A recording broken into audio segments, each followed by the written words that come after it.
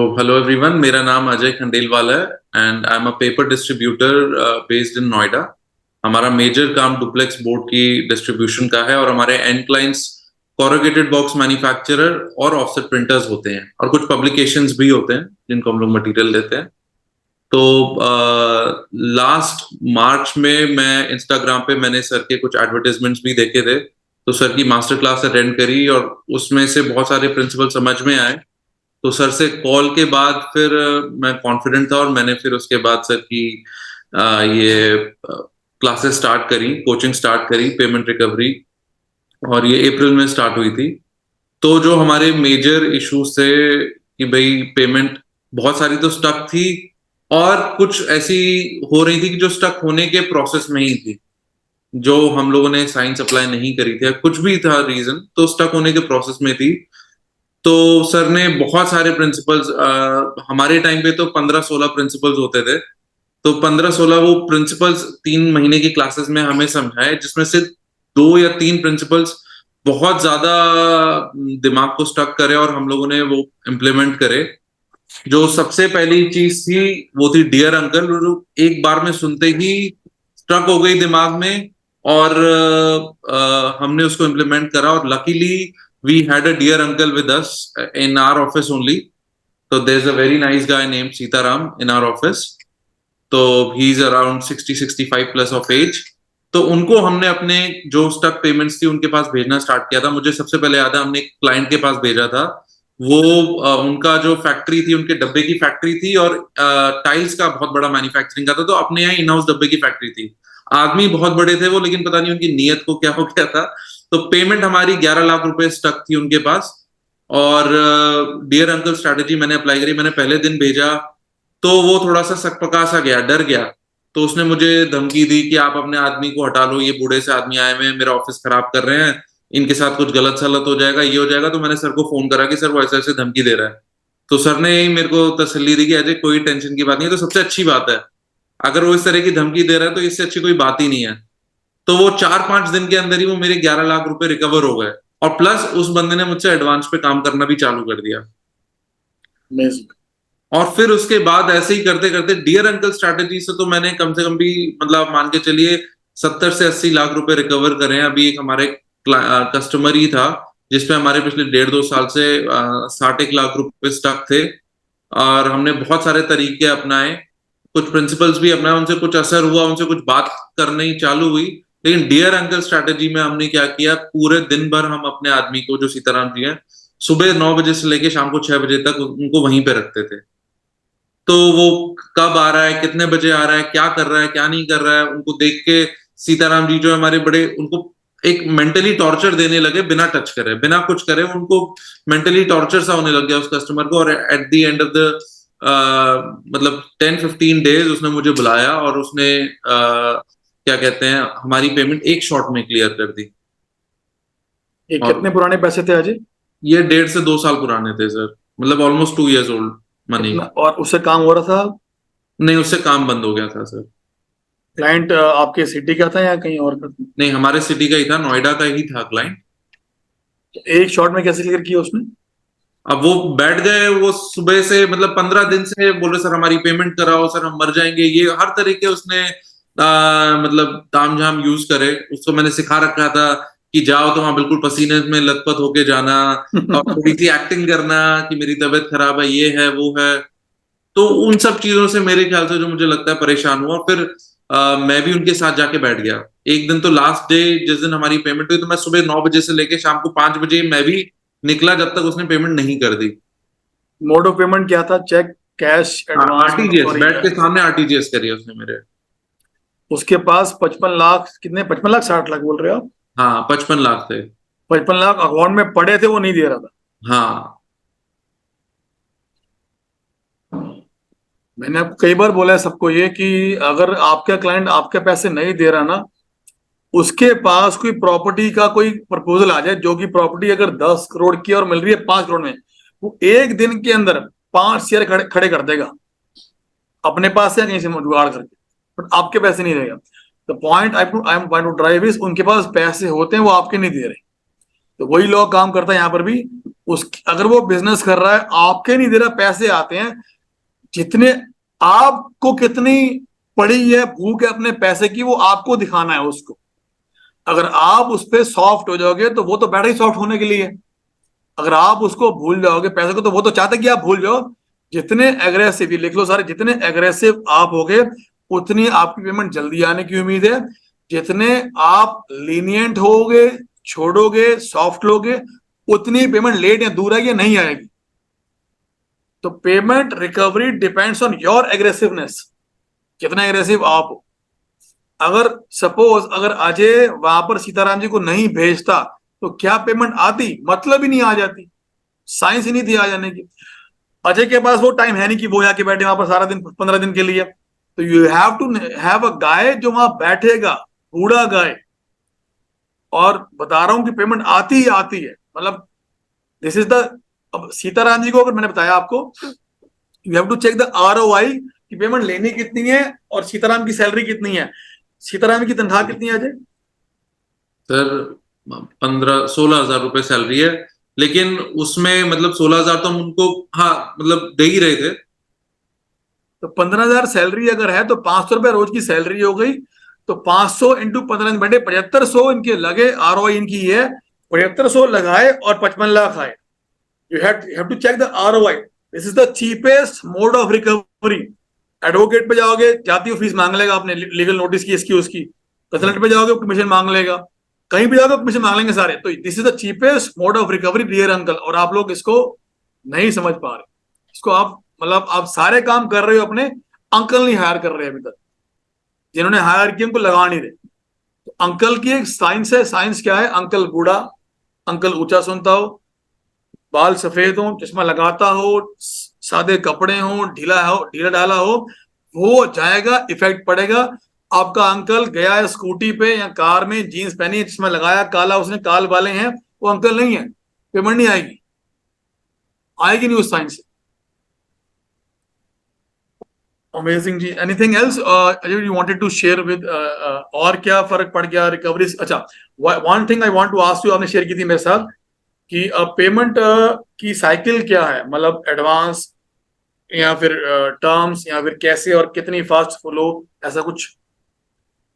आ, हमने जो आपने बताया था सर कि आप या मतलब ऑड डेज की पेमेंट टर्म्स रखी है, तो हमने वो रखनी स्टार्ट करी है। 27 दिन, 57 दिन। तो पहले हमारी एवरेज पेमेंट जो आ रही थी 120 दिन की पेमेंट टर्म्स थी, अब हम लोग उसको खींच के मतलब 87 डेज पर ले आए हैं। अब जो हम नए क्लाइंट्स पकड़ रहे हैं तो हम 27 डेज की सैलरी वो क्या कहते हैं पेमेंट टर्म्स ही रख रहे हैं। लेकिन अभी हैं कुछ पुराने क्लाइंट्स जिनसे हम 87-90 डेज पे काम कर रहे हैं। 120 वाले 87 पे आ गए हैं, यानी कि 10, 20, 30 लगभग 40% नीचे आ गए हैं वो। हम्म। ठीक है। जो नए क्लाइंट्स आ रहे हैं वो 27 में आ रहे हैं। 27 में आ रहे हैं। मान ले लेते हैं वो 27 में। हाँ बिल्कुल सर। अच्छा, सबका एक क्वेश्चन है यहाँ पर अजय। सब डरते हैं ये काम करने से। मैंने बोला, उनको बोला कि भाई नो बोलना शुरू करो और काम बढ़ जाएगा, बट इनको ने वो कन्विक्शन नहीं आ रही है। सर नो बोलेंगे क्लाइंट कम हो जाएंगे, टर्नओवर कम हो जाएगी। व्हाट आई से टू देम कि जिस क्लाइंट से पेमेंट या प्रॉफिट नहीं आ रहा, there is the point to serve that customer.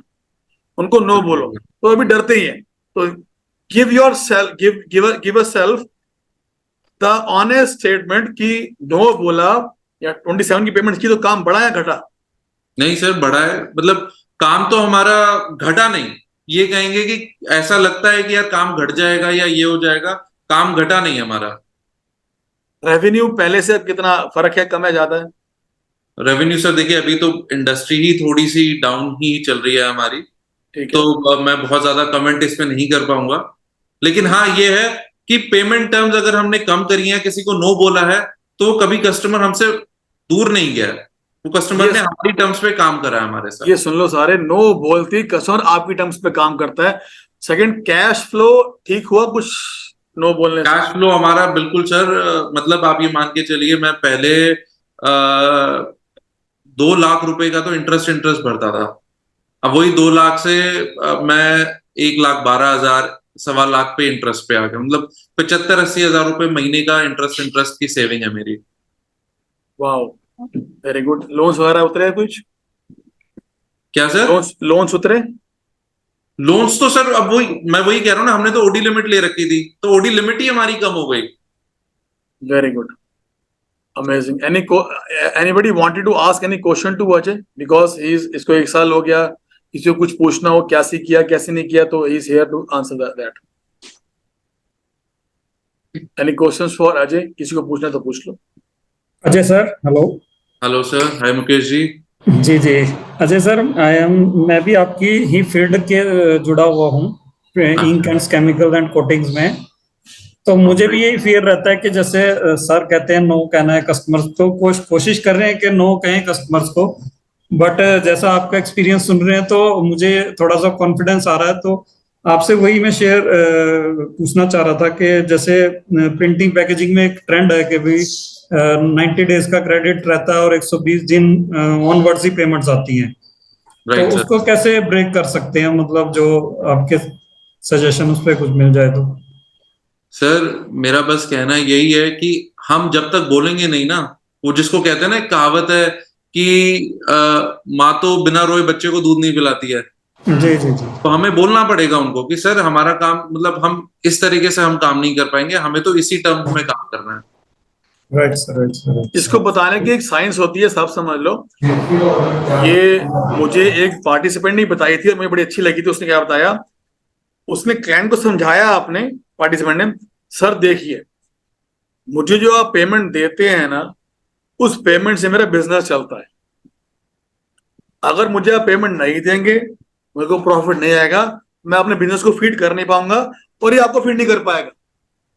If you want that I feed you, you should feed my business. उसको समझाओ, अपने क्लाइंट को एजुकेट करो।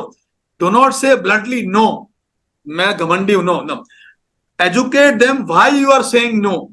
आप नो क्यों बोल रहे हो, उसको एजुकेट देम कि अगर ये नहीं करेगा तो उसका इफेक्ट उसके ऊपर वापस पड़ना है। आपका वो क्लाइंट अगर आपको 120 पेमेंट दे रहा है, तो अगर आपने उसको नो बोला है, अगर वो 120 में दे रहा है, 120 में देने से उसके उसको इफेक्ट पड़ रहा है, उसको समझा दो ये बात, इफेक्ट कैसे पड़ रहा है। डिलीवरी लेट आएगी, माल महंगा आएगा, धकियानुसी माल आएगा, मैं फिट कर नहीं पाऊंगा, मैं पहले आपको मैं प्रेफरेंस नहीं दूंगा, दूसरों को प्रेफरेंस दूंगा। उनको समझाओ ना ये बात। यही सर, सर ने एक बहुत अच्छी चीज हमें तब भी सिखाई थी कि जिस तरह की पेमेंट है, फिर उस तरह की सर्विसेज रहेंगी। Fast payment, fast service. तो इस तरीके से ही हमने भी अपने कस्टमर्स को समझाया कि भाई आप हमें इस तरह की पेमेंट टर्म्स पे रखेंगे तो डिलीवरी फास्ट होगी आपकी। देखिए हमारा मेजर काम, हमारा तो डिस्ट्रीब्यूशन का काम है, तो डिलीवरी फास्ट होगी। जो मिल में अगर समझ लीजिए आपका ऑर्डर लगा हुआ है, पेमेंट फास्ट रहेगी, तो मिल आपके ऑर्डर्स को ज्यादा प्रेफरेंस देगी। अजय, तो बातें बैच से करेंगे। अजय बैच से पहले कितना डेट था मार्केट में, अब वो कितना हो गया, कितना हो गया? सर देखिए, काम वहीं का वहीं है। हमारा मार्केट में लगभग लगभग 11.25 11.5 करोड़ लगा हुआ था, और आज उतने ही काम पे आज हमारा 9 करोड़ रुपए लगा हुआ है। अमेजिंग। उतनी सेम टर्नओवर पे अब वो 9 पे आ गया है, मतलब 20% कैपिटल कम हो गया है और उसका कैश फ्लो बढ़ गया है। Yes sir. Very good, amazing. Anybody else wanted to ask anything to Ajay? Yes Ajay ji, जो आपने आपने अंकल स्ट्रेटेजी लगाई है, तो वो सिर्फ चेक और आरटीजीएस पे ही एप्लीकेबल होती है, कैश कंपोनेंट पे भी एप्लीकेबल किया है आपने उसको? सर देखिए, मेरा बिजनेस तो 100% चेक और आरटीजीएस का है, और मुझे लगता है ये कैश में भी 100% एप्लीकेबल होगी। पेमेंट तो पेमेंट है। आप किसी के, मतलब जो जो मुझे लगता है, अगर आप किसी के बिजनेस के प्लेस पे जाके हमारे अंकल बैठ जाएंगे तो उनको एम्बेरसमेंट होगी ही होगी। करेक्ट। तो सब ये आप अपने आप से पूछो निखिल, कि अगर आपने किसी का कैश में पैसा देना है और आपके पास एक बार अंकल आके बैठ गए, तो क्या पेमेंट नहीं दोगे? आप क्या लड़ोगे उससे? ऑब्वियसली पेमेंट दोगे, ठीक है ना। हाँ, कैश में एक काम है कि आप को थोड़ा सा रिजर्व रहना पड़ेगा। You can't call the police in cash.